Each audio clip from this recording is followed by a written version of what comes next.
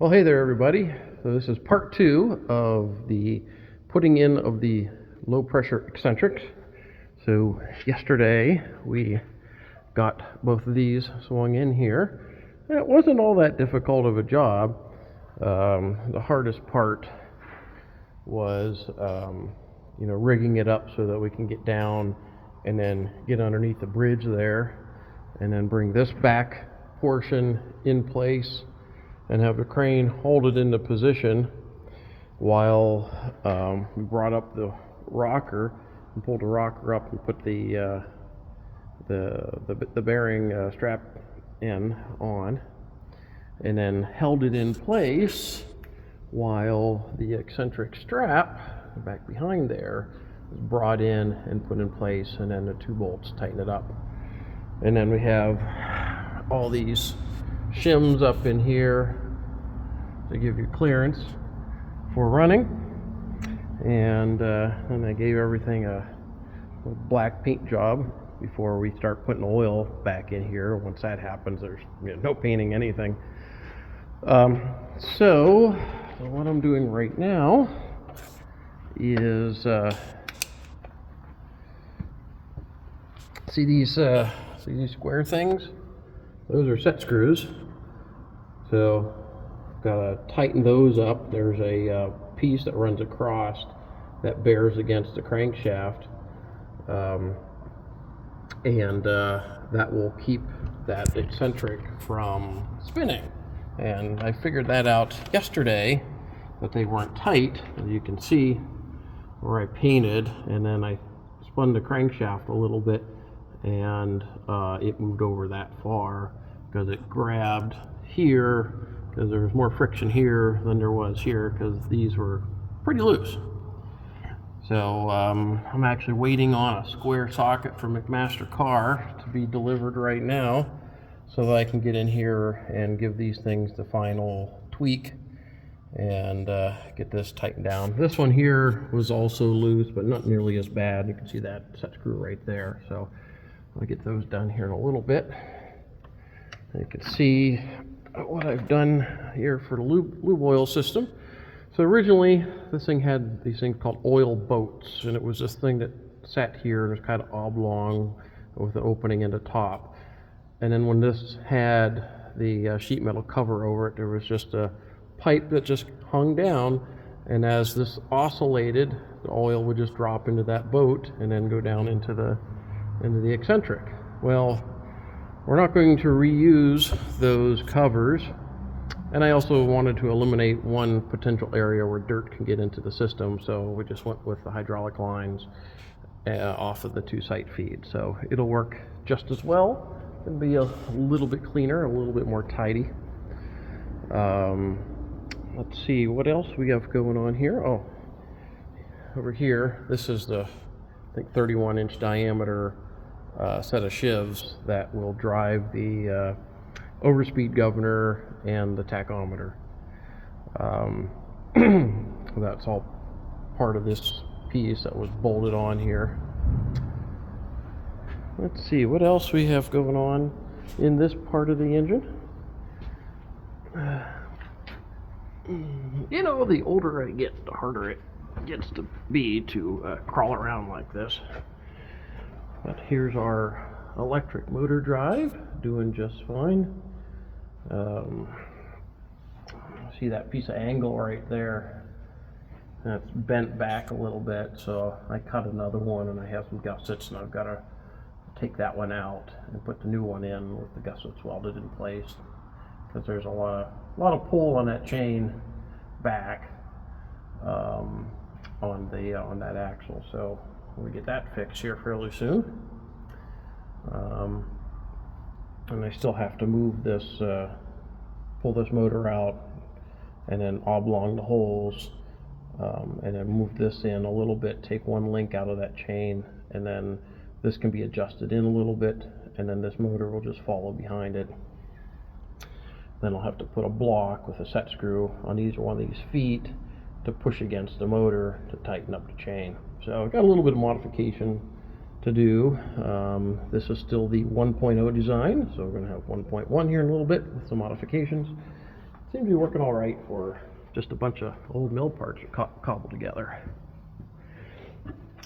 So up here, you can see these are the strap ends for the eccentric rod.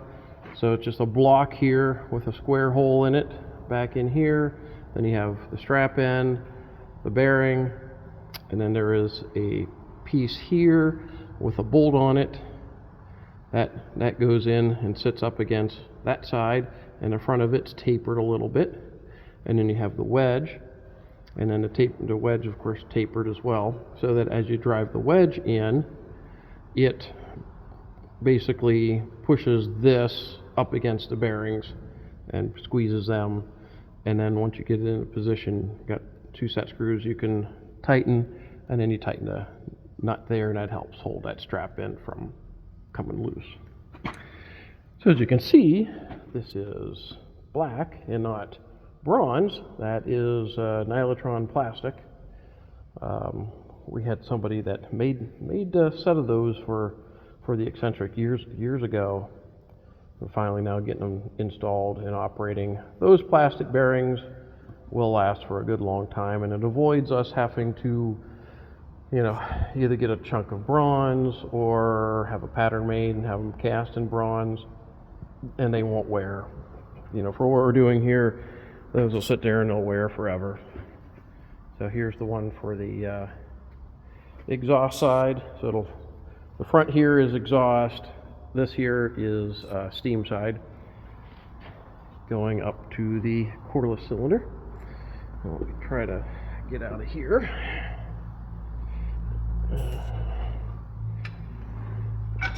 All sorts of stuff in the way.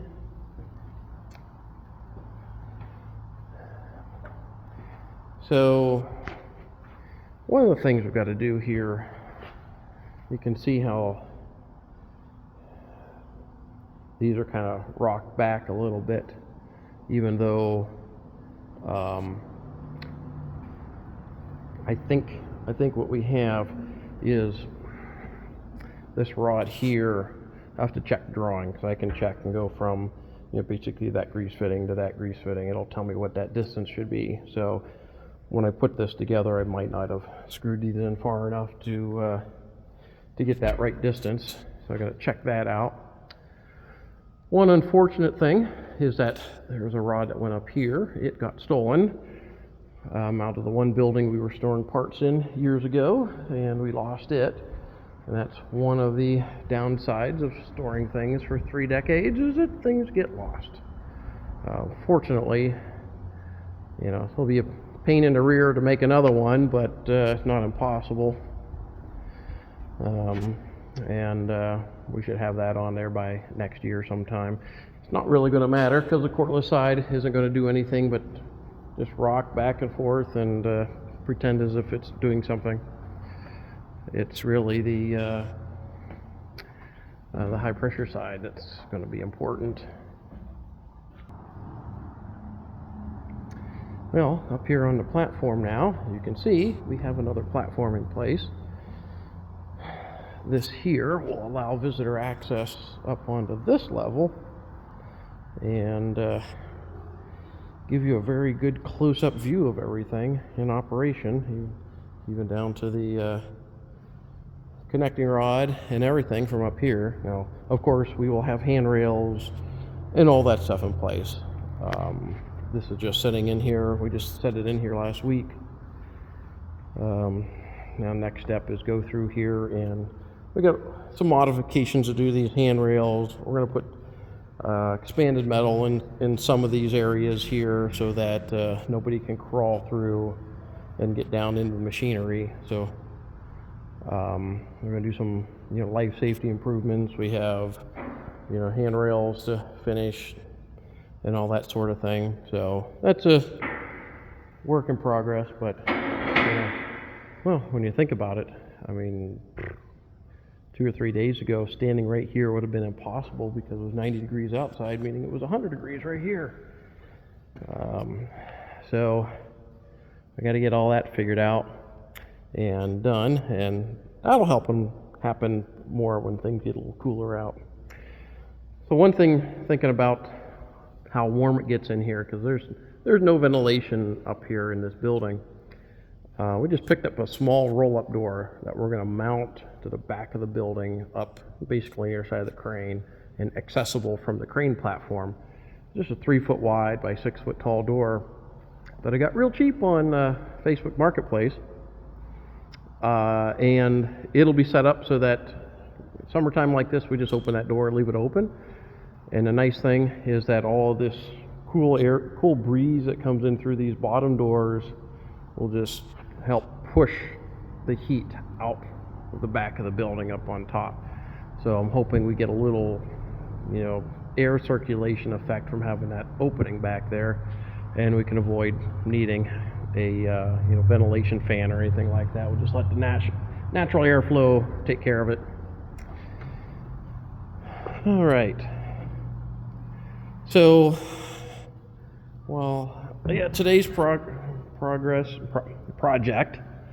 mainly involved around working on those eccentrics and getting the bolts on and getting the shims in place right, and trying to get everything adjusted correctly. And once I get my socket in and I give those 4 set screws and get those things as tight as I can make it, then I'll bump the engine over a little bit and make sure that the eccentrics stay with the crankshaft and don't stay with the eccentric strap. And then we'll be good to go then. Turn the oil on to those, and then we'll have all 5 feeds on this side going. And on the high pressure side, we still haven't done the grouting on this bed plate yet, so I'm not going to really start on any of this stuff right now. I'm going to get all that done first. That'll happen. Just haven't done it yet because it has been so warm, and there's been so many other things I've been wanting to get done since the wheel will turn. But that'll probably happen sometime this fall. We'll get all the grouting done. Then we can put in the exhaust eccentric, put the governor wheel on, and get all these rods here to move as well. So, all right, everyone, that's just today's update on the Tod Engine project. And thanks, everyone, for your support, and we'll be talking with you later.